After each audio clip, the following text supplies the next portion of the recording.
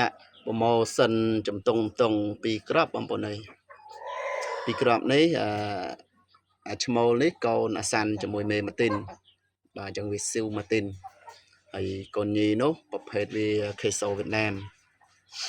បាទខេសូវៀតណាមអាយុវាល្បាក់4ខែហើយគីឡូវា15 16បាទ15 16កូនញី15ហើយឈ្មោលនេះ16បាទហើយយើងដាក់ promotion ពិសេសជូនបងប្អូនតម្លៃតែ 150000 ទេមួយគូនេះបាទគូនេះ 150000 ខ្ញុំចេញសេវាឲ្យដល់ភ្នំពេញបាទចេញសេវាដល់ភ្នំពេញហើយបើបងប្អូនយកតែមួយយកញីក៏បានឈ្មោលក៏បានដែរ20រៀលញីក៏20រៀលឈ្មោលក៏20រៀលហើយសេវាខាងបងប្អូនហ្នឹងហើយសម្រាប់បងប្អូនស្រឡាញ់ចង់បានតម្លៃនេះខ្ញុំ promotion ជូនបងប្អូនតែរយៈពេលបាទមួយអាទិត្យទេ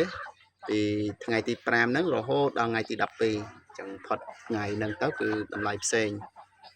ចាសម្រាប់បងប្អូនចង់បានលេខទូរស័ព្ទខ្ញុំ07 24 25 30